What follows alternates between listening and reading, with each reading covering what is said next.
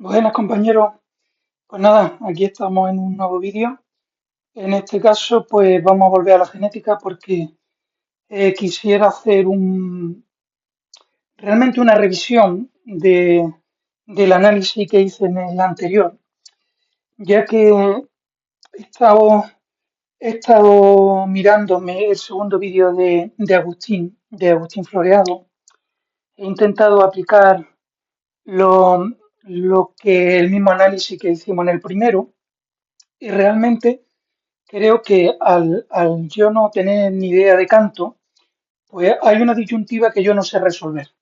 Y entonces, en este capítulo lo que voy a hacer es mostrar esa disyuntiva a los que entiendan de canto de su especialidad, pues podrán ir por un camino o podrán ir por otro o no ir por ninguno, si les parece si entienden que no merece la pena, pero sí quiero mostrar esa disyuntiva y en este caso la revisión la voy a hacer del primer vídeo de Agustín, pero en función basándome en otro camino, el camino que yo ya había utilizado en la serie que hice sobre cómo crear una línea de canto de manera teórica en función del cromosoma sexual, ¿no? Muy bien, pero antes vamos a aprovechar para intentar argumentar o hablar sobre un comentario que hizo un compañero. Es muy difícil, yo entiendo que es muy difícil en un comentario pues sintetizar y todo lo que uno quiere decir, ¿no? Y en este caso, por compañero, la verdad que lo ha hecho bastante bien y ha argumentado de manera resumida, pues lo que él entiende, errores del planteamiento que yo hice en el capítulo anterior, ¿no? Entonces, bueno, pues lo voy a desglosar un poco, ¿vale? Él comentaba que, bueno, que no nos podemos centrar en el par de cromosomas sexuales porque está demostrado que hay genes que son autosómicos, que no están en el cromosoma sexual, por lo tanto lo tienen tanto las hembras como los machos, de la misma manera, y son los que son en última instancia, o en primera instancia, mejor, los responsables del canto, o de cómo canta un pájaro, ¿vale? Y efectivamente, yo he visto que hay dos o tres, sobre todo uno para la neurogénesis, otro para la capacidad de aprendizaje, otro para la memorización. Es decir, hay varios genes que son autosómicos que efectivamente no influyen en el canto, no aparentemente, son los que producen el canto o es un tipo de canto determinado y no están en el cromosoma sexual, efectivamente. Pero ¿qué pasa? Que en última instancia es el cromosoma sexual, es el par de cromosomas sexuales el que modela esos cromosomas autosómicos en mi entendimiento, ¿vale? ¿Por qué? Porque como bien decimos, esos cromosomas autosómicos que tienen tanto la hembra como el macho, efectivamente están en la hembra y en el macho. Y sin embargo, la hembra no canta. Es decir, tienen aparentemente tienen la misma capacidad, están dotados genéticamente de lo mismo, de los mismos genes, pero sin embargo, unos cantan, los machos cantan y las hembras no. Es decir, esos genes autosómicos de alguna manera están orquestados desde otro sitio. ¿Vale? Y esos genes, según evidencia y según yo entiendo, están orquestados desde el par de cromosomas sexuales. Es decir, es en el cromosoma Z, Z en homocigosis, el que de alguna manera es el director, o hay ahí varios genes en ese cromosoma sexual. Hay varios genes que son los que orquestan el resto de autosómicos. ¿Vale? Esa es mi contestación un poco, pues esa es mi argumentación a ese tema, ¿vale? Sí que esto sí me lo había visto antes de iniciar toda esta serie y bueno, me inclinaba a pensar que realmente en última instancia es el cromosoma sexual lo único diferente entre el macho y la hembra y por lo tanto es ahí donde debe residir la capacidad del canto y es donde podemos analizar. Bien, después hablaba de un concepto súper importante para la gente que se dedica sobre todo al canto de los canarios, que es la epigenética. Yo el concepto de epigenética no lo tenía claro. En algún vídeo Pedro de Avia Llosano había hablado de epigenética. Lo miré así por encima y la verdad que no hay mayor importancia, ¿vale? Pero a partir de este compañero que nos mandan un autor, eh, Ataulpa Fernández, hostia, escucho ese nombre en la vida, Ataulpa Fernández, español. Pues resulta que este señor, que se ve que era un gran amante de los canarios, seguramente timbrado, aplicó sus conocimientos de genética al canario para descubrir lo siguiente. Yo no me he leído, reconozco que no me he leído artículos de este señor. Yo le he dicho a la inteligencia artificial que me resumiera y bueno, me ha hecho un resumen y lo que yo he entendido es lo siguiente, ¿vale? Este hombre se dio cuenta que el pájaro, que el canario de canto, en épocas del año cantaba de manera diferente. Entonces este señor mm, mm, dijo, bueno, pues vamos a hacer un estudio a ver realmente qué está pasando genéticamente dentro del canario. Y al parecer descubrió que en la zona de neurogénesis, durante el periodo de la muda, aparecían nuevas células. Bueno, perdón, un inciso, ¿vale? Un inciso para no perdernos mucho. Sí, cada célula de un canario, como de un ser humano, como de cualquier ser vivo superior, vamos a llamarlo, toda célula contiene una copia del ADN de ese individuo, ¿vale? Es decir, todas las células. Por eso, cuando hay un problema y hay que encontrar el ADN de alguien, basta cualquier sustancia, cualquier parte orgánica de un individuo para determinar su ADN. Puede ser un pelo, es decir, en un pelo las células del pelo tienen la misma información genética que la de la sangre, que la de una uña, ¿entendéis? Es decir, cada célula de un individuo, seguramente muchos de nosotros no habríamos pensado en esto, pero cada célula tiene una copia exacta del ADN, ¿vale? Entonces, cuando una célula se divide, una célula que no es germinal se divide, pues se divide en dos, es decir, de una salen dos. Hay una copia del ADN y para una copia, una célula se queda con una copia y la otra célula se queda con otra copia. Y de una original salen dos células distintas, pero cada una tiene la misma copia teórica, si no ha habido ningún error en el copiado, que ya sabemos que puede haberlo. Si no hay si ningún error en el copiado, pues esas dos células tienen la misma información en el ADN, ¿vale? Esto es importante. ¿Qué pasó? Que este señor, en la célula de la neurogénesis del canario, descubrió que esas células en adultos eh, eh, fueron saliendo nuevas células y esas células tenían una información genética modificada con respecto a las anteriores. Imaginaros, en fin, lo que esto supone, ¿no? Es decir, este hombre descubrió, y parece ser que fue el pionero, descubrió que realmente esas células nuevas tenían una información, es decir, es como si el ADN se hubiera modificado y se hubiera incorporado nueva información que ese pájaro en su vida va a utilizar, porque las nuevas células que se generen a partir de esa ya van a llevar esa información también, ¿vale? Esto es fantástico. ¿Qué pasa? Bueno, él descubrió que estas modificaciones venían como iniciadas por el canto. Es decir, el pájaro escuchaba, el canario escuchaba en ese periodo y eso eran los disparadores para que se generara eh, eh, ese cambio en el ADN. Y eso es lo que se... Bueno, y entonces, bueno, una cosa súper interesante. Pero va más allá el tema.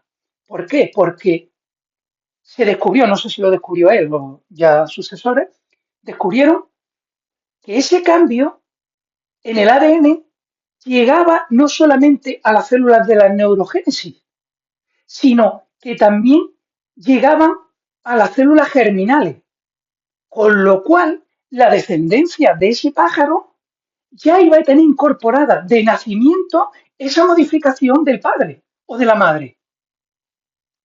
Con lo cual, y a esto se le llamó epigenética, es decir, mm, por encima, vamos, modificaciones, ¿no?, de la genética. Eh, entonces, mm, es decir, parece como que las condiciones ambientales, ¿vale?, pueden alterar el ADN del animal y de su descendencia. Eso parece en un principio. Realmente no es así, ¿vale? ¿Qué es lo que está pasando? Está pasando que mm, la epigenética realmente no modifica el ADN. El ADN sigue siendo el mismo, es decir, todas las células van a seguir teniendo el mismo ADN. Los cambios epigenéticos son como un adosado al ADN, ¿vale? Es decir, ¿cómo yo lo entiendo? Pues imaginaros una partitura de una orquesta, de una sinfonía, ¿vale? Pues entonces, el director, según los componentes de la orquesta, ¿vale?, pues hace anotaciones, anotaciones en la partitura, va haciendo anotaciones al lápiz, ¿vale? Pues aquí tal, aquí cual, el que entra este es nuevo y entonces tengo que estar pendiente, tengo que levantarle el brazo para que sepa cuándo entra. Es decir, hay unas anotaciones en la partitura, pues esas anotaciones es la epigenética. Sí, no está modificando la partitura sigue siendo la misma, ¿vale? La partitura es la misma. Hay modificaciones, hay, anotaciones adicionales, podríamos decir. ¿Qué pasa? Que cuando otro director de orquesta coge esa partitura, pues se encuentran esas anotaciones. Se encuentra la partitura, el ADN y también esas anotaciones. Muy bien. Y ese nuevo director, pues a su vez puede hacer nuevas anotaciones o borrar las que ya había antes. Y dice, hostia, pues que ahora la orquesta, o yo lo entiendo de otra manera, yo soy otro director, yo esto lo entiendo de otra manera, y la orquesta me ha cambiado, y entonces, pues, esto no, esto ya aquí no tiene sentido, y ahora sí, esto aquí hay que ponerlo, ¿vale? Y ese nuevo director hace modificaciones. Pues, esas modificaciones siguen siendo epigenéticas, ¿vale? Pues, ¿cómo podemos llevar esto a un caso que podamos entender en los canarios? Vamos, voy a poner dos ejemplos, no, dos símiles, ¿vale? No se me da muy bien lo de los simios, pero bueno, vamos a intentar a ver si con esto lo entendemos. Vamos a suponer, vamos a hablar primero de la cantidad de huevos que pone que tiene, el límite de huevos que tiene marcado una hembra en su genética, en su ADN. Supongamos que una hembra tiene en su ADN que puede poner 6 huevos. Es decir, ella puede llegar a poner hasta 6 huevos. Pero ¿qué pasa? Que esa hembra ha nacido en un aviario, pues que la alimentación no es la más adecuada, vamos a suponer, ¿eh? No es la más adecuada para los canarios. A lo mejor el criador piensa que sí, le está dando todo tipo de cosas a los pájaros y tal, pero lo que percibe el canario, que es lo importante, es que esa alimentación no es buena. No es buena para la vida, no es buena para criar. Entonces, su epigenética, mientras que está en desarrollo, su epigenética le marca una nota y le dice, ojo, aquí en este aviario no vas a poner más de 3 huevos, ¿vale? Porque las condiciones no son favorables. Entonces, la epigenética lo que hace es que modela el ADN, modela la información genética, ¿vale? Entonces, esa canaria empieza a poner 3 huevos en ese aviario y las hijas de esa canaria llevan la epigenética de 3 huevos, aunque han heredado, imaginemos que han heredado la misma capacidad que la madre, de poner 6. Han heredado la misma capacidad que es su genética, pero, sin embargo, su epigenética dice que son 3. Resulta que esa hembra, este criador la cede a otro compañero. Y ahora esa hembra pues llega a un aviario donde la alimentación, en este caso, sí, el resto de condiciones son similares, de luz, de tal y cual, pero la de la alimentación es distinta y favorece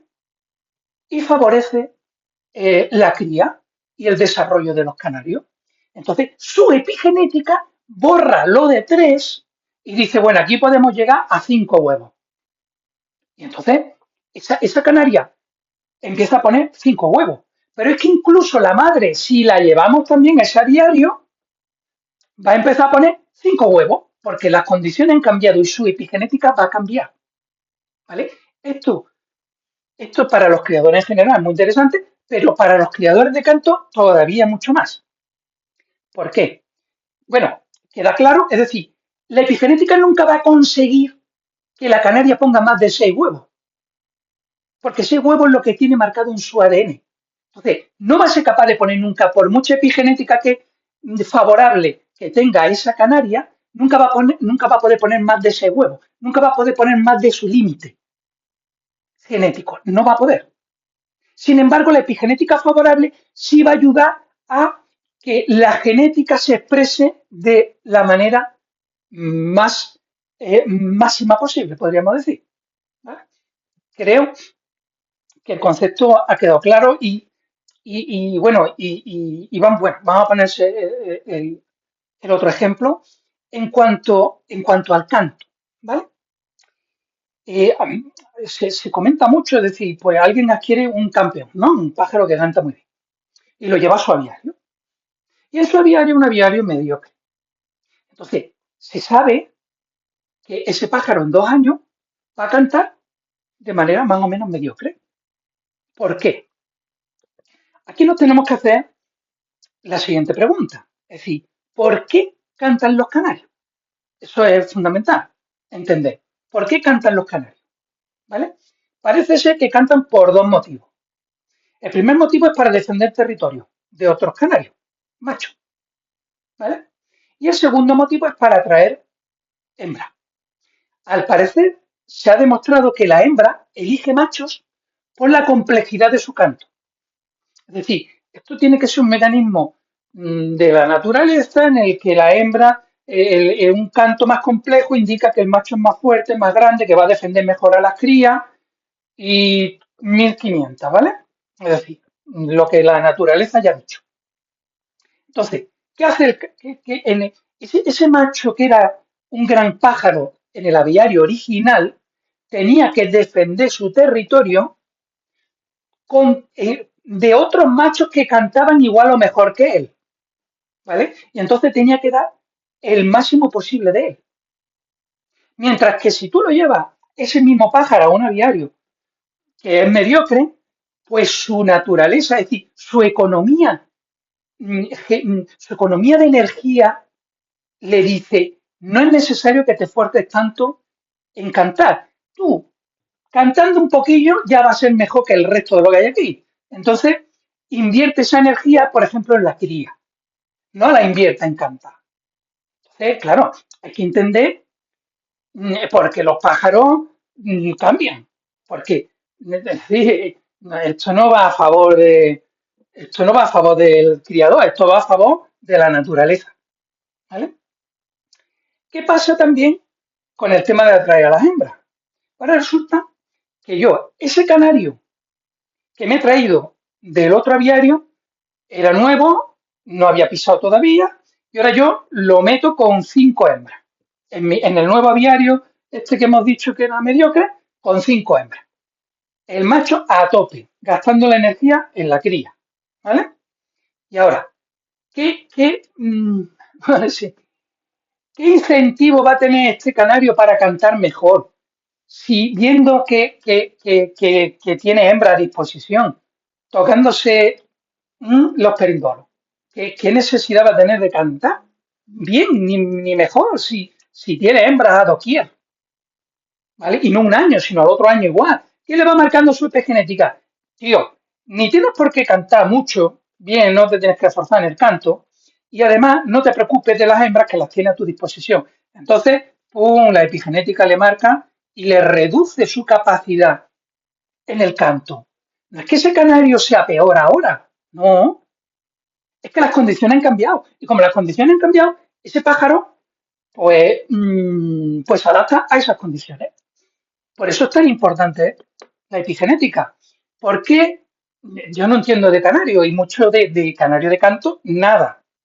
Pero sí que escucho y me fijo y hay grandes criadores que dicen, no, yo los maestros, profesores, esos no crían nunca. Entonces, hay otros grandes criadores que también que dicen, bueno, pues, pues es que a mí el que embuche, pues yo creo que eso no le afecta al canto, pero es que realmente no es el embuche lo que le está afectando al canto. Seguramente lo que le está afectando, lo que le puede afectar al canto es que está encontrando hembras. Y si tú a un macho de maestría, de profesor, no le das hembra, él siempre va a estar con la necesidad de mejorar para intentar conseguir una hembra. Pero en el momento que tú le vas dando hembra, el pájaro, pues su epigenética lo marca. Es posible que por eso algunos grandes maestros del canto, de pájaros de canto, pues tienen dos canarios, dos machos, uno hermano del otro, los dos cantan muy bien, uno va a la cría y otro no, otro va de maestro. Pero quizá el sentido último va por ahí. Es decir, que no pierda energía en la cría, que no entienda que eso está hecho, su epigenética está hecho y que eso se tiene que esforzar. Por supuesto, claro, esos maestros llevan un ritmo de muda distinto para coincidir, es decir, en fin, son un arte. O sea, el arte de la gente que se dedica al canto. ¿Vale? Yo ahí ni esto ni salgo y maestro tendrá la iglesia al respecto. Pero, en definitiva, eso es la epigenética, ¿vale? Pero en nuestro caso, a lo que vamos, y lo importante, en este vídeo que quiero decir, ya comenté que toda la parte ambiental va a ser la misma para todos los pájaros, porque estamos en el mismo aviario. Van a tener la misma alimentación, buena o mala, pero la misma. Van a tener la misma luz. Van a estar, si están juntos, si están separados, están separados. Es decir, las mismas condiciones, con lo cual la epigenética le va a marcar a todos por igual, ¿vale? Es lo que vamos a- voy a argumentar con respecto a esto de la epigenética. Y espero que se haya entendido bien y que por lo menos me habré equivocado seguramente técnicamente, será algo diferente a como yo lo he explicado, pero para que lo entendamos y como yo lo he entendido, es así, ¿vale? Y por último decía el compañero que bueno, que si no, no, que si hay gurú de esto y tal, ahí ni entro ni salgo. A mí también me ha sorprendido mucho cuando empecé a ver YouTube que nadie hablaba de esto. Yo veía YouTube y nadie hablaba de la Z y de la W y nadie comentaba nada de la genética. Y sí, sí, me sorprendió mucho. ¿Vale? Yo reconozco y busqué, digo, alguien se ha tenido que dedicar a esto antes, seguro que hay YouTube por ahí, pero no, no encontré nada así al respecto, ¿no? Entonces, bueno, no sé, a mí me parece relativamente evidente. Llámalo un gurú, yo qué sé. Y lo de la receta, pues hombre, esto no es fácil. Ya vimos en el capítulo anterior que aplicando esos conceptos no es fácil. ¿Sabes? Esto, bueno, una receta, más que una receta, es una guía, ¿vale? Pero sí que en este capítulo sí que voy a dar una receta, ¿vale? Con su complejidad, pero sí me ha salido una receta, pues entonces, pues la daré. ¿Vale? Quiero hacer primero toda la argumentación de los puntos que he estado viendo por ahí y después ya me meteré en detalle con el nuevo, con la revisión del análisis. ¿Vale? Por otro lado, comentó Pedro también, aparte Pedro de Aviario Sano, sobre mérito genético que había estado hablando Agustín, que yo también saqué en su momento. Bueno, a ver, como yo lo entiendo, es decir, lo que habló Agustín del mérito genético, yo por lo menos lo entendí, ¿vale? Y entendí a qué se estaba refiriendo, ¿vale? Os tengo la pantalla en blanco, lo siento, ¿vale? Cuando empiece a escribir, pues ya veréis algo. Ahora mismo es un podcast. Eh, lo que decía, yo a Agustín lo entendí, ¿vale? Yo entendía a lo que él se estaba refiriendo, ¿vale? Pero bueno, lógicamente el concepto técnico de mérito genético pues va mucho más allá y realmente el mérito genético pues se utiliza en producciones ganaderas y sobre todo para optimizar producción de carne, producción de huevos, es decir, factores realmente importantes, ¿sabes? No se ha utilizado para el canto. Además, se utilizan parámetros que son medibles. Todos esos parámetros se meten en una base de datos. Esa base de datos se analiza por inteligencia artificial o por programas específicos y entonces te, te- te- te- te da los cruces que mejor pueden venir para la mejora de esa producción, ¿no? Lógicamente aquí estamos hablando de cosas distintas, pero por dejarlo un poco claro, según mi entender, claro, el mérito genético, a mi entender, no tiene por qué excluir los cruces consanguíneos. En principio no tendría por qué excluirlo. Méritos genéticos, mejor ejemplar, es decir, por fenotipo, por los parámetros que hemos determinado, buscamos los mejores ejemplares, ¿vale? Los mejores ejemplares pueden tener consanguinidad, pero son los mejores ejemplares. Entonces, si estamos por mérito genético, el mérito genético es los mejores, los mejores, y cruzamos los mejores.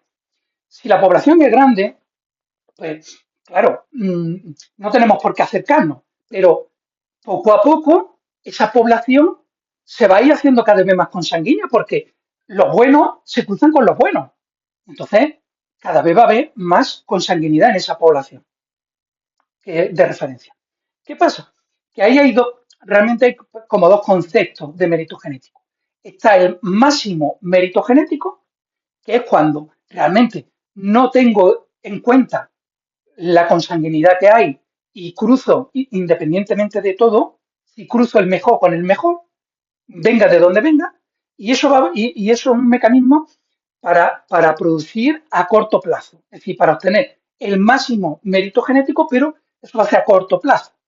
Sin embargo, si queremos, si queremos un sistema más sostenible en el tiempo, marcamos unos mínimos de consanguinidad, es decir, pues, no puedo cruzar dos individuos si la descendencia tiene el 10% de consanguinidad o el 15 o el 5%. Entonces, ponemos unos límites y de esa manera obtenemos otra cosa que se llama el óptimo mérito genético. Es decir, teniendo en cuenta la consanguinidad o otros factores que marquemos como incompatibles, pues vamos a obtener el óptimo para esas condiciones que he marcado. Si no marco condiciones, es el máximo y ahí entraría la consanguinidad de cualquier otro aspecto, ¿vale? Pues simplemente es como yo veo esto del mérito genético. Pues poco más. Hay otro compañero que también ha hecho un comentario, agradecer de que él se ve que ha hecho distintas pruebas y él cree que es todo, que es al azar, ¿vale? Que aquí no hay mucho más que rascar. Bueno, mm, espero que vea este análisis y a ver qué le parece, ¿vale? Vamos a empezar ya. Que, todo lo que voy a explicar, después lo tengo en una hoja, le echo una foto y después lo mostraré detenidamente, es decir, para que nadie se pierda en los diagramas, ¿vale? Porque los voy a ir haciendo a mano. Pero bueno, que no os preocupéis que después haré una foto al que le interese, pues ya lo tendráis. Bueno, ¿dónde está el dilema? ¿Dónde está la disyuntiva? La disyuntiva es la siguiente. Vamos a ver. La disyuntiva es que si yo tengo un pájaro alfa Z1, Z2, perdón, me voy a sonar.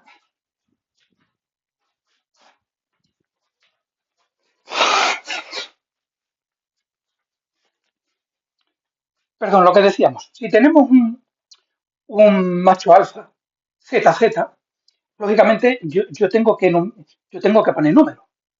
Pues si yo no pongo números, soy yo el que se pierde. Es decir, porque es el mismo cromosoma, pero la información que tiene dentro es totalmente distinta. Por lo tanto, hay que llamarle de alguna manera. Hay que diferenciarlo. Le puedes llamar ZA, ZB, Z', Z2', como se quiera, pero de alguna manera hay que distinguirlo, ¿vale? Pues imaginemos que tenemos este macho alfa, ¿vale? Y con cruces con la madre, ¿vale? Que recordemos que la madre era Z2W, ¿vale? Ahora después lo repasaremos, el primer capítulo. Entonces, mm, aquí aparecen unos pájaros, la descendencia es la siguiente. Hay unos Z1, Z2 y hay otra descendencia que es Z2, Z2, ¿vale? Pues aquí está la disyuntiva. Es decir, yo como lo veo, hay dos posibilidades. Una posibilidad es que haya que sería lo que desarrollé en el capítulo anterior, sería como un gen dominante, como un Z dominante, realmente no un concepto acertado, porque la dominancia se establece entre genes homólogos, no para un cromosoma. Un cromosoma en este caso tiene más de 1000 genes, ¿vale? Yo me refería a que era como el que daba el canto, ¿no? Era dominante en cuanto al canto, ¿vale? Entonces, si eso fuese así, ¿vale? Estos dos pájaros, como decíamos en el capítulo anterior, cantarían de manera similar, ¿vale? Porque si el Z2 es el principal, no le vamos a llamar dominante, vamos a llamarle principal, y el Z1 es secundario, pues entonces este pájaro tiene Z2 y este pájaro tiene Z2. Y en función de eso, desarrollé yo el primer capítulo, ¿vale? Pero realmente hay otra posibilidad teórica, ¿vale? La otra posibilidad teórica, a ver si somos capaces de borrar esto. La otra posibilidad teórica es que realmente lo que hace al pájaro alfa bueno es la combinación de Z1 y Z2. Sí, como hay varios genes dentro del Z que intervienen en el canto y que son los directores, ¿vale? Eh, ahí habrá, ahí habrá dominancia y no dominancia, codominancia a distinto grado. Sí, otra hipótesis sería que no, que realmente lo importante, es decir, Z, perdón, el canario alfa es alfa por la combinación exclusiva de Z1 y Z2. No hay, por decirlo así, uno principal, un Z principal y uno secundario. ¿Vale? Esa era la idea que yo tenía hasta que hice este capítulo anterior, ¿vale? Y es con la idea que voy a hacer este. Es decir, aquí va a depender de los canaricultores, los que entienden de su canto y son capaces de saber. Aquí es donde pongo la pregunta en otro sitio, en otra gente. Es decir, aquí hay que saber si este canario, es decir, del cruce del alfa con su madre, perdón, con su madre, hay solamente dos tipos de canarios. Dos tipos. Habrá canarios que sean Z machos, ¿eh? Habrá canarios machos que sean Z1, Z2, que canten como su padre, como el Z1, Z2 alfa, y habrá otros canarios que son Z2, Z2. No hay más opciones. Entonces, mm, pues hay que saber si el Z1, Z2 canta igual que el Z2, Z2 o cantan totalmente diferente o cantan diferente. Esas son las dos disyuntivas que tenemos, ¿vale? Yo mi hipótesis va a ser que cantan diferente y que se distingue. Es decir, que el canto de este pájaro va a ser distinto que el canto de este pájaro. Me paro aquí porque esto es lo fundamental de todo el desarrollo que vamos a ver ahora. ¿Vale? Es decir, si hay un canaricultor que tiene experiencia y él tiene claro que el Z1, Z2 va a cantar igual que el Z2, Z2 cuando el Z2 es principal, pues todo lo que voy a hablar en este capítulo no le sirve. Se tendría que ir al capítulo anterior. Y el que crea como yo estoy, por lo que yo estoy apostando ahora, que el Z1, Z2 canta distinto que el Z2, Z2, siendo el Z2 el principio, igual que canta distinto en un caso hipotético, vamos, hipotético no, del Z1, Z1, es decir, el Z1, Z1 canta distinto que el Z2, Z2 y canta distinto que el Z1, Z2. ¿Vale? Entonces, reflexionar sobre esto, porque en función de esto se tira por un camino o se tira por otro. ¿vale? Entonces, vamos a tirar porque son diferentes, ¿vale? Z1, Z2 tiene un canto, que es el del canto alfa, que es el canto que queremos, y el Z2, Z2 o el Z1, Z1 cantan de manera diferente y apreciablemente diferente para un criador que entienda de su canto, ¿vale? Muy bien, pues vamos a, vamos a empezar con la alternativa. Sabíamos que partíamos, ya decía Agustín, que íbamos a partir. Sí, voy a utilizar el planteamiento de cómo Agustín crea la línea y hasta donde podamos coincidir. Cuando dejamos de coincidir, ya lo diré, y a partir de ahí es un desarrollo teórico que yo realizo, ¿vale?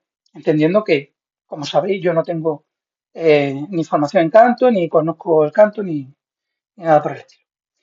Bueno, partíamos de una hembra y de un macho. Y eso dio un canario alfa que le vamos a llamar C, ¿vale?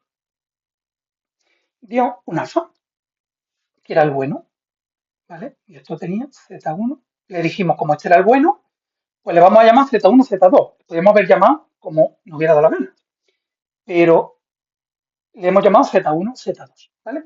Por lo tanto, el Z1 le va a venir del padre de la madre y el Z2 del padre de la madre. Vamos a suponer que el Z2 es el que le viene de la madre. Y el Z1 le viene del padre. Por lo tanto, el padre será Z1 y tendrá otro Z que es distinto al Z1 y al Z2.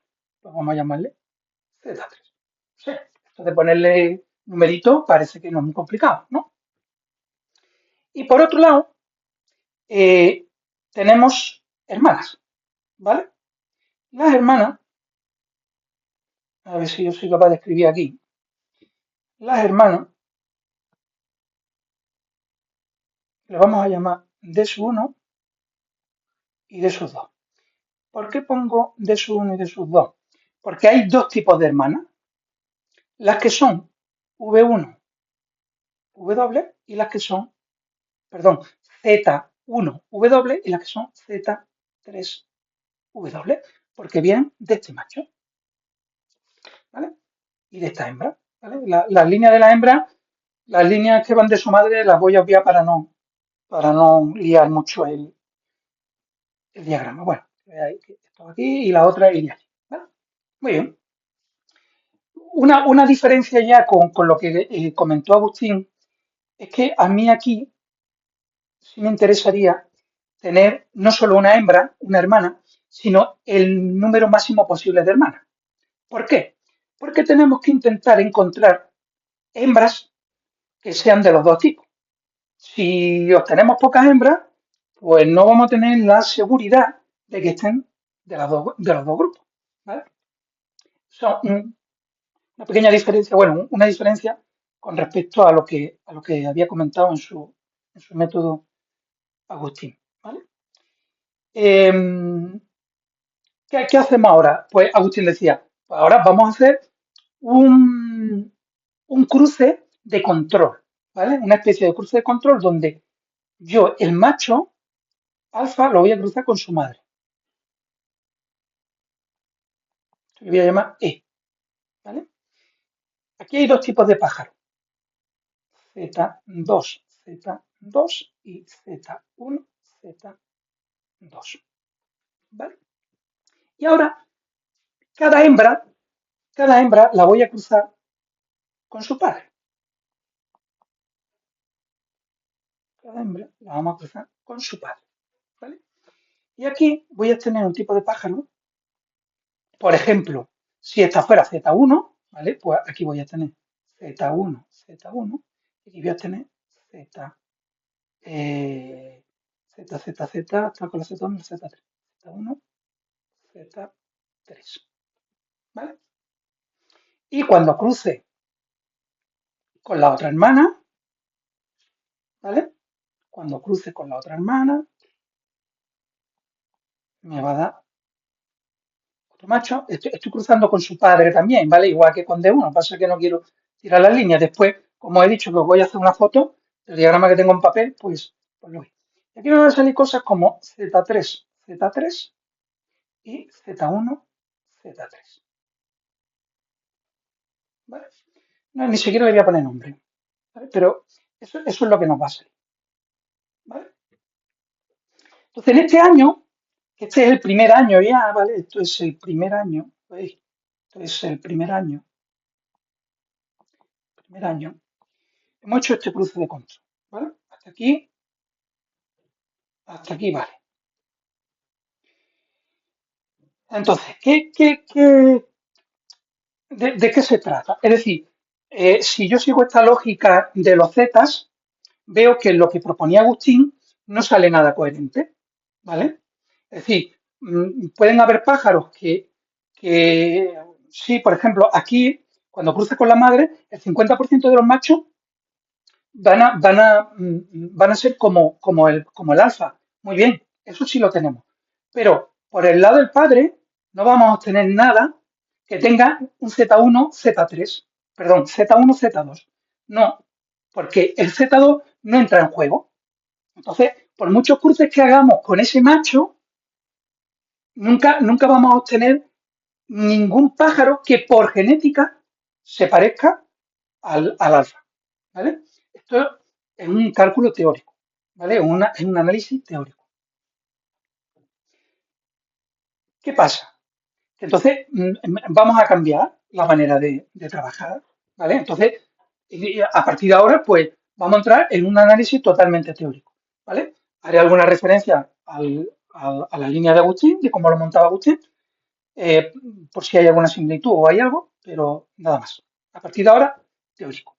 Entonces, ¿qué nos interesa? De momento, a nosotros, dado que el alfa es Z1, Z2, y ya tenemos un Z2 en homocigosis, es decir, nos interesa tener un Z2, Z2 y un Z1, Z1. Saber cuándo un macho es Z2, Z2 y cuándo un macho es Z1, Z1. ¿Por qué? Porque a partir de ahí podremos obtener siempre Z1, Z2 en sus cruces. Porque ya sabemos, es decir, aquí se trata de buscar certezas, ¿vale? Certeza en el cromosoma sexual, ¿vale? Ya la importancia que cada uno crea que tenga el cromosoma sexual en el canto, pues bueno, pues ahí lo dejamos, ¿vale? Pero vamos a intentar buscar certeza en el cromosoma sexual. Vale, pues entonces, para hacer eso, tendremos que hacer un cruce adicional, que va a ser el siguiente. Este macho, que sabemos, este macho lo vamos a quitar de aquí porque sabemos que es como el macho alfa, ¿vale? Nuestro oído es capaz de distinguir que ese pájaro es como el alfa, por lo tanto, no lo voy a considerar en este momento. Me voy a quedar con los que son distintos, que son Z2, Z2. Y ya sé cuál es el Z2, Z2, los que no son Z1, Z2, ¿vale? Entonces, ese Z2, Z2 lo voy a cruzar con una hembra externa, la que queráis, Z4. Z4W, da igual. ¿Por qué? Porque solo me voy a quedar con hembras, ¿vale? ¿Por qué con hembras? Vamos a llamarle I. ¿Por qué con hembras? Porque las hembras me aseguran que siempre tienen el Z2W, que es lo que a mí me interesa ahora mismo. Si todas las hembras que salgan del E, que es Z2Z2, dan todas sus hembras, dan Z2W. Pues elegiré la que mejor por fenotipo me vea. Pero ya sé que internamente es Z2. ¿Vale? ¿Y qué voy a hacer? Pues voy a cruzar, fijaros lo que voy a hacer, voy a cruzar esta hembra,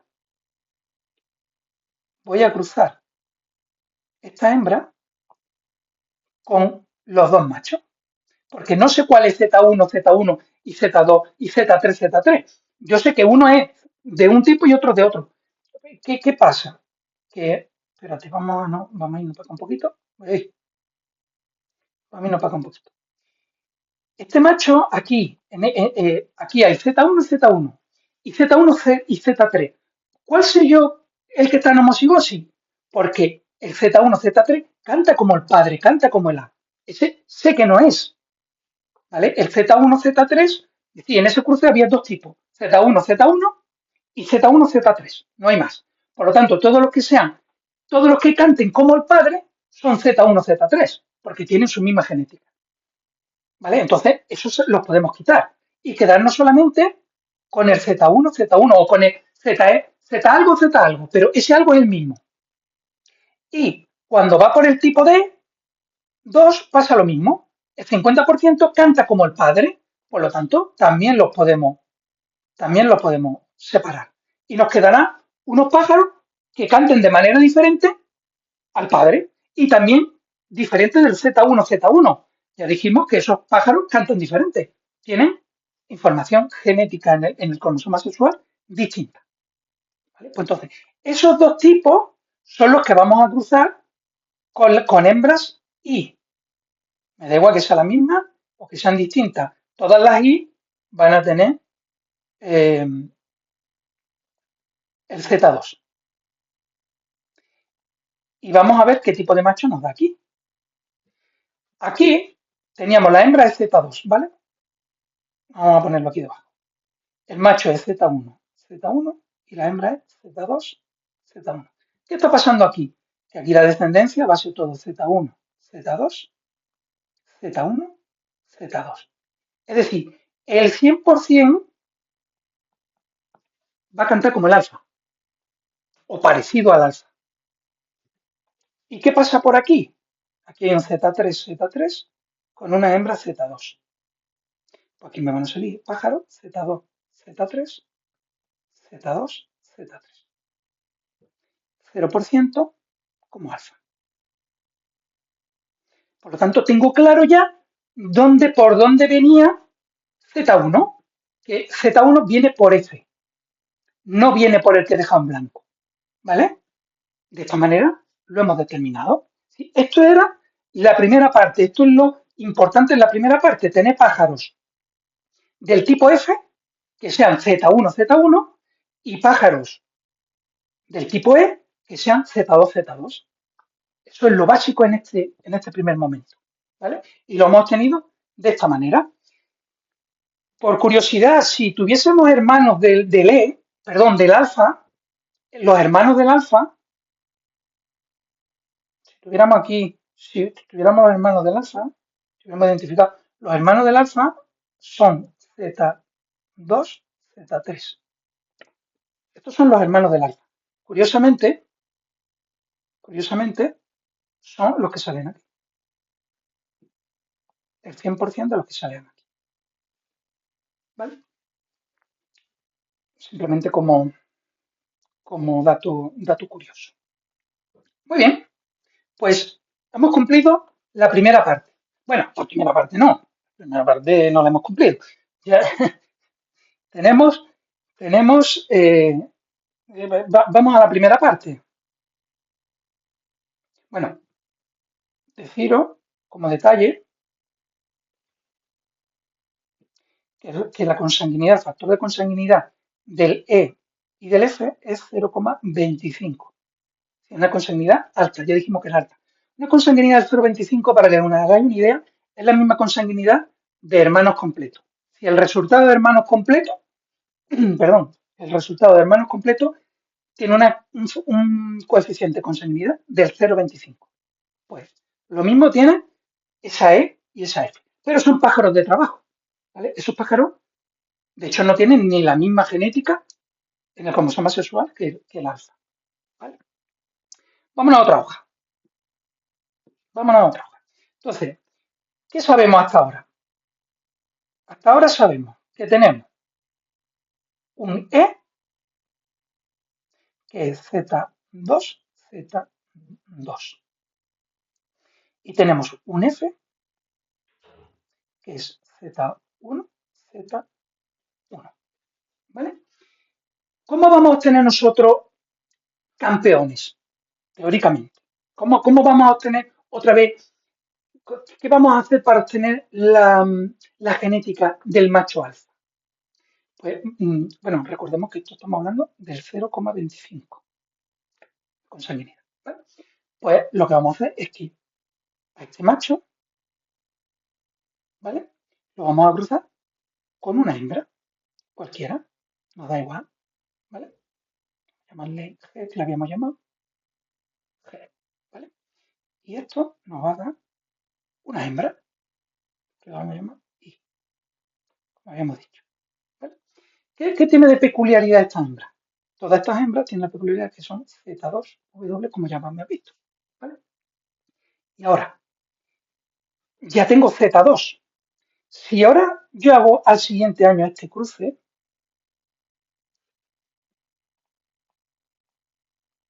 ¿qué macho voy a obtener de aquí? Pues de aquí voy a obtener, vamos a hacerlo, Z1 por Z2W. Pues aquí lo que voy a obtener son Z1, Z2 y Z1, Z2. El 100% son alfa. Tienen la genética del alfa. Así de fácil, ¿vale? Ahí está la receta. Aquí no falla. Es decir, aquí no hay posibilidades. Si llegas hasta aquí, lo que hagas aquí te da este resultado. Unos serán mejor, otros serán peores, pero serán similares al alfa. Ahí está la selección del criador, su oído y su capacidad para saber cuáles dentro de un canto muy parecido o parecido, cuáles son mejores, cuáles son peores. Y ahí está la selección del criador entendido, lógicamente. Pero, bueno, y a su vez, podemos hacer lo mismo por este lado. Si yo cruzo aquí con, yo qué sé, vamos a llamarle una,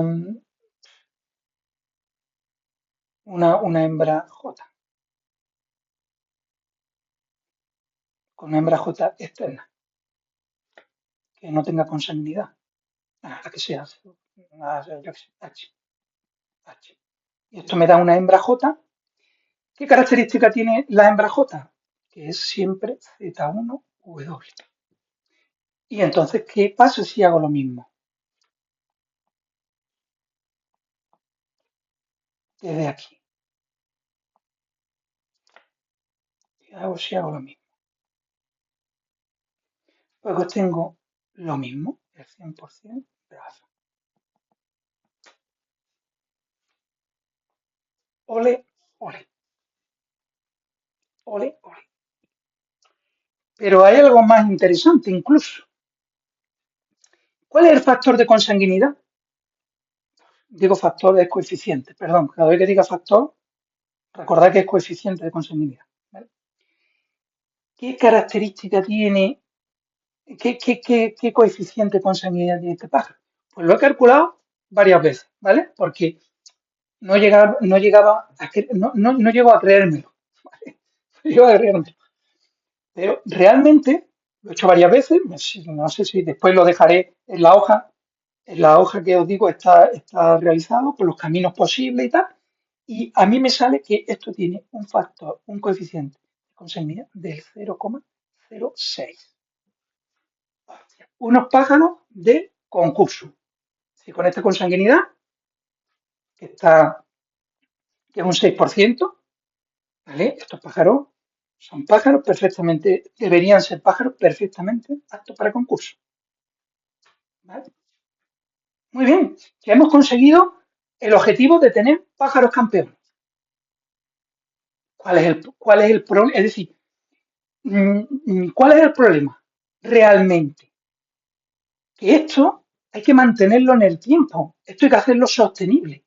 ¿Y de qué me sirve llegar a un momento y tener campeones si no soy capaz de mantener la esencia de esa línea? Pues no me sé, sí, ese año a lo mejor gano o tengo buenos pájaros, pero corro el riesgo, si no me preocupo de mantenerlo de una manera razonable, razonada, podríamos decir, la voy a perder, que es lo que en muchos casos seguramente pase, ¿vale? Entonces, vamos a ver cómo mantener esto en el tiempo, es decir, cómo ir obteniendo Z2 por un lado y Z1 por otro lado, de una manera consistente. Consistente significa que el factor, que el coeficiente de consanguinidad no sea elevado. Sí, porque si metemos mucha consanguinidad, ya sabemos que no vamos a obtener pájaros campeones. ¿Por qué? Porque no van a tener la fuerza suficiente, en la mayoría de los casos, la fuerza suficiente para cantar en unas condiciones competitivas, podríamos decir, ¿no? Entonces, bueno, vamos a ver cómo hacemos sostenible esta línea. Em, voy a hacer otra hoja y voy a intentar dejar solamente resumido lo que sabemos hasta ahora, lo que hemos encontrado hasta ahora. Ahora mismo ya no voy a poner los z, ¿vale?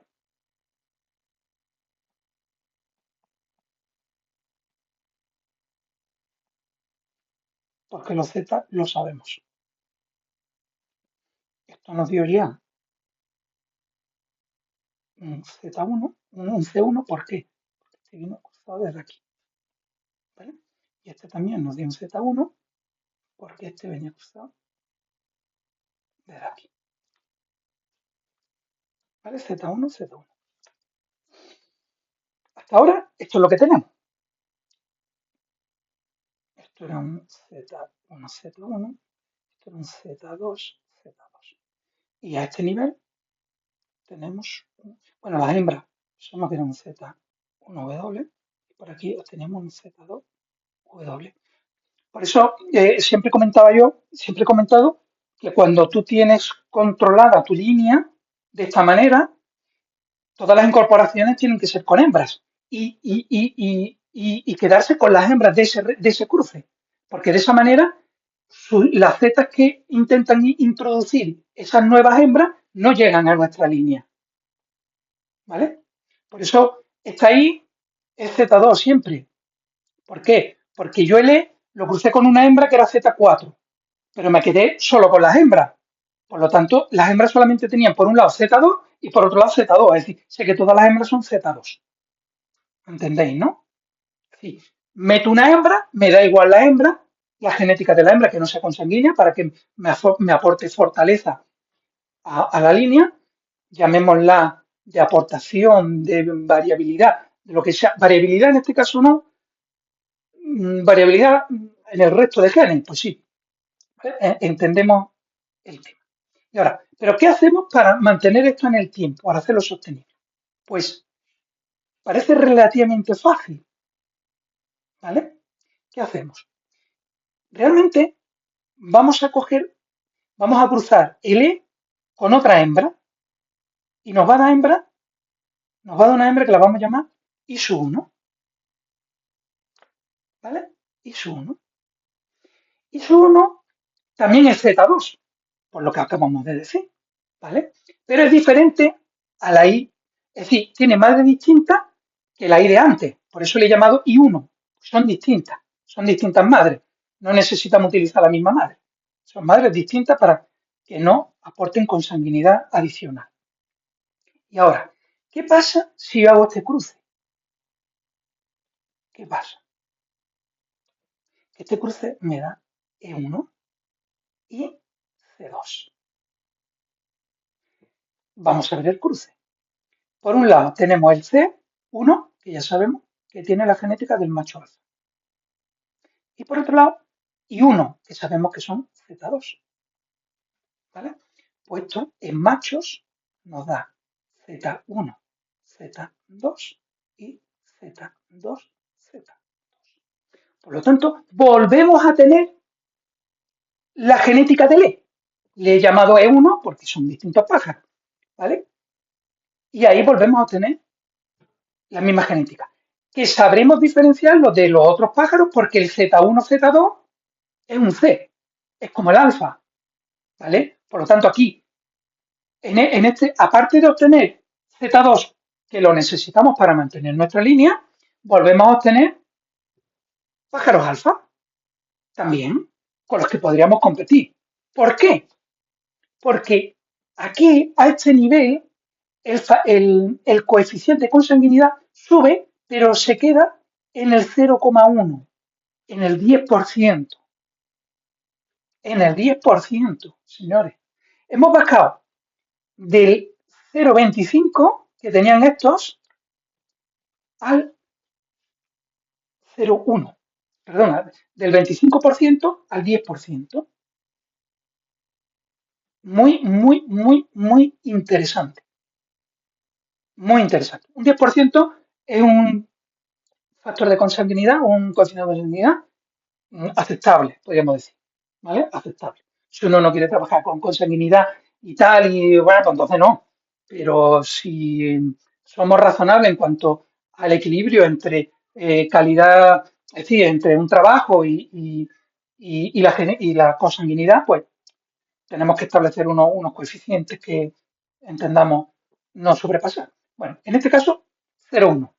Muy, muy bueno. Sobre todo que es sostenible porque hemos pasado del 0,25 al 0,10. Por lo tanto, esto es un sistema sostenible. No solamente sostenible, sino que va mejorando en ese sentido es decir, va disminuyendo la consanguinidad en cada generación. Y aquí haríamos lo mismo. Sacaríamos una J1 de aquí, de la F, que sería Z1W también. Y esto, cuando lo crucemos con esto, nos dará lo mismo. El F1, porque este era F, y también macho alfa, C2, como aquí. De la misma manera. Lo único que aquí obtendremos Z1, Z1. Y aquí Z2, Z2. Ya estamos en la misma situación que aquí, que es donde empezamos. Es decir, y hemos gastado una generación en las I, dos generaciones, tres generaciones. Cada 3 años volvemos a tener el mismo pájaro. Es la misma genética de pájaro. ¿Vale? Pero en el segundo y en el tercer año ya teníamos también pájaro alfa, es decir, que realmente pájaro alfa vamos a ir sacando todos los años, y vamos a ir manteniendo nuestra línea. Esto sí es una receta, ¿eh? Ahora, sí, hay que hacerlo, ¿eh? Hay que hacerlo. ¿Qué podríamos comentar respecto de esto? Vale, bueno, deciros que este primer año de la I y de la J ya lo habíamos hecho antes, ¿vale? Es decir, este es el mismo trabajo que hicimos para encontrar cuál era Z1, Z1. Entonces, al otro macho que había, a las dos hembras que había, perdón, a los dos machos, a los dos tipos de machos que había, los tendríamos que echar con hembra para ganar un año, ¿vale? Entonces, una de las dos líneas no nos serviría, pero la otra sí. Y ya ese trabajo que llevamos ganado, ¿vale? Entonces, este primer año, este sería el segundo año enlazándolo con lo anterior que hemos dicho. Segundo año, tercer año y cuarto año, ¿vale? Para que nos hagamos una idea temporal. Muy bien. Esto parece muy interesante y que puede funcionar muy bien y tiene su sentido. Yo le veo su sentido, ¿vale? Lógicamente, cada vez que avancemos, el coeficiente de consanguinidad se irá reduciendo, ¿vale? ¿Por qué? Porque vamos introduciendo hembras nuevas, manteniendo la misma información, entre comillas, la misma información en el cromosoma, en el par de cromosomas sexuales, vamos aumentando el vigor en el resto de cromosomas, ¿vale? Por eso el coeficiente va disminuyendo. Vamos a introducir, para que esto no sea tan bonito, vamos a introducir un pero, que es el pero del crossing over, ¿vale? Vamos a hacernos una idea de cómo el crossing over va a afectar a este sistema, ¿vale? A este sistema teórico, ¿vale? Que, como habéis visto, ya no tiene nada que ver con lo que explicó Agustín en su creación de línea, ¿vale? Esto ya empezamos de la misma manera, pero yo ya no podía continuar con este método, no encontraba paralelismo con este sistema, entonces pues he decidido hacer este análisis de manera totalmente teórica, en función de la premisa que dijimos al comienzo. Vamos a ver cómo podríamos marcar, cómo podríamos tener en cuenta el crossing over, ¿vale? A efectos de saber, de cuantificar un poco Lógicamente, mientras más crossover, más se va a alejar el Z1, es decir, un Z1 de la sexta generación con respecto al del macho alfa inicial que tenía Z1, ese Z1 ya no va a ser igual, ¿vale? Porque se va a ir viendo afectado por el crossing over, ¿vale? No por la epigenética, porque la epigenética va a ser la misma. Y de hecho, ya hemos dicho, ¿no? Que la epigenética se mantiene en este caso. Entonces, no va a ser igual. ¿Por qué? Sobre todo porque cada vez que el macho se reproduce, genera un crossing over, una posible modificación de su ADN. ¿Vale? Vamos a ver cómo afectaría esto. Mira, teníamos, a ver si soy capaz, ya, claro, si alguien se hace un lío con las letras de los Z, ahora ya va a flipar. Ahora sí que se puede ir a tomarse un medicamento o algo, porque ya sí que puede flipar un poco. Vamos a suponer, tenemos nuestro Z1, Z2, ¿vale? Z1, Z, que era nuestro alfa. Bueno, y teníamos la hermana buena, ¿vale? La hermana buena que era Z1. Este Z1 y el Z1 del macho alfa y el Z1 de la hembra buena, ya de por sí ya no tienen por qué ser igual. ¿Por qué? Porque vienen de una división de su padre, ¿vale? Por lo tanto, ha podido sufrir crossing over. Pues crossing over lo vamos a indicar entre llave. Vamos a ponerle un número, un superíndice, ¿vale? Entonces, un superíndice, por ejemplo, este ya tiene un crossing over y este también tiene un crossing over, ¿vale? ¿Qué pasó? ¿Qué pasó? Que de aquí obtuvimos un Z2, todo como no escribo yo más grande, no vamos a ver nada. Z2, Z2, ¿vale?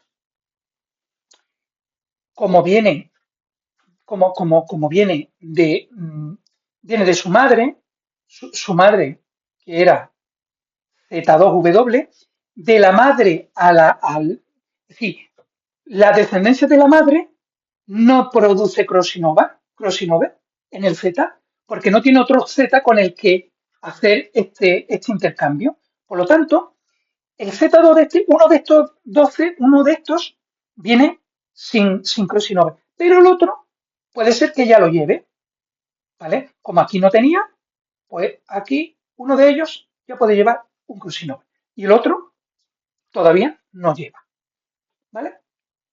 ¿Y qué pasa con el F, que era un Z1, Z1? Pues el F se ha traído un Z del padre, que era Z1, pero como ha hecho crossing over, pues uno lleva por lo menos un crossing over del padre. Y el de la madre se mantiene, ¿vale? Entonces, aquí hay dos opciones. Vamos a ponerlo de otra manera. Aquí hay dos opciones. Este puede tener 0 o 1 y este puede tener 1 o 2. Esas son las posibilidades. Sí, un Z puede tener o 0 crossing over o un crossing over y el otro, pues en función de ese, pues puede tener o 1 o 2. No, realmente sería el contrario, ¿no? Si ese tiene 0, este tiene 2 y si ese tiene 1, este tiene 1. ¿Vale? Sería por mantener el orden. Siguiente generación, ¿vale? Del E, este era el C, este era el E, este era el F. Del E obteníamos una hembra Z2W. Esa Z2, como viene de un padre, viene del padre Z2 con crossing over y sin crossing over, puede que tenga o no tenga crossing over. Entonces, pues esto lo vamos a indicar con la llave. O sea, puede tener o no tener. Depende de la que hayamos cogido. Decíamos que todas eran iguales, pero realmente no. Unas tienen crossing over y otras no. ¿vale? Sí, vais entendiendo el concepto, pero es lo que hay. Si es difícil de entender, pues siendo mucho, tío.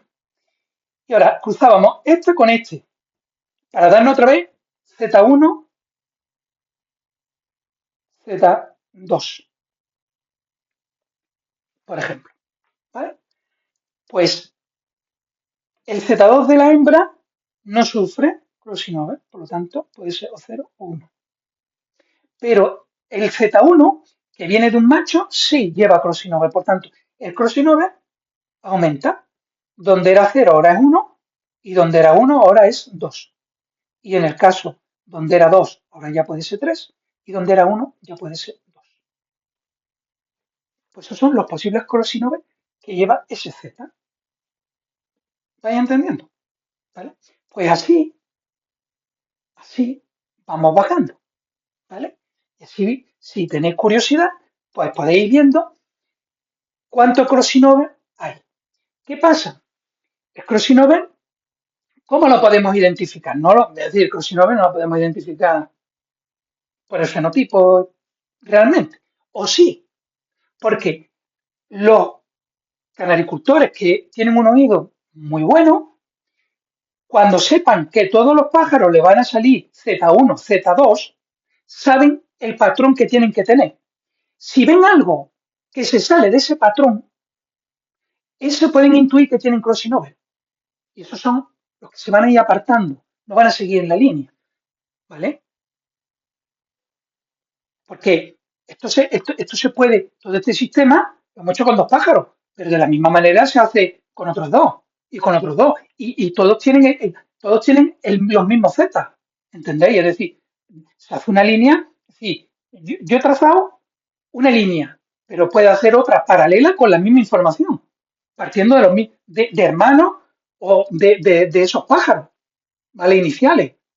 Entonces había un macho alfa, pero después el macho alfa dio Le, pero si de Le encontramos varios pájaros que son muy buenos pues ya podemos hacer líneas con ese siguiendo la misma estructura. ¿Vale? Entonces, todo el crossing over, lógicamente, a medida que vaya avanzando, se va a ir anotando más, con lo cual, pero algunos se van a seguir manteniendo más estable en el canto del alfa. Pues esos son los que hay que mantener porque esos son los que llevan menos crossing over. ¿Vale? Esto, pues ya dependiendo de la capacidad del criador en cuanto a su técnica de cómo interpreta el canto y cómo lo entiende, pues dará resultados mejores o dará resultados peores, ¿no? Bueno, tener en cuenta que estamos marcando el crossing over. Realmente este crossing over, estos números que hemos marcado sería el 50% solo. Es decir, si decimos que esta hembra tiene un crossing over, tiene el 50% de tener uno, solo el 50%, porque en el crossing over, recordáis del capítulo anterior, vimos que solamente una de las cromátidas se afecta, es decir, de las 4 cromátidas, solo 2 pueden hacer crossing over, las otras 2 se mantienen intactas, ¿vale? Entonces, estamos marcando aquí crossing over, pero realmente sería el 50% solo de posibilidad de que realmente ese crossing over se haya dado, ¿vale? Entonces, donde pone 3, pues sería 1,5. Realmente la probabilidad teórica de haber tenido crossing over, ¿vale? Pues creo que con esto acabo el capítulo. No sé, seguramente haga otro capítulo mm, haciendo eh, un análisis en este sentido con el segundo que hizo de Agustín Floreado, mm, segundo y tercero a lo mejor, con el contenido que hubo en el tercero, y haré análisis de esto teórico pues con vídeos que encuentre de quien sea, que yo vea que le pueda yo aplicar este sistema y ver si realmente aplicando ese sistema en ese método, pues se puede mejorar o veo situaciones que merezcan la pena resaltar, ¿vale? Pues nada, compañeros, sin más que deciros, pues a seguir bien. Venga.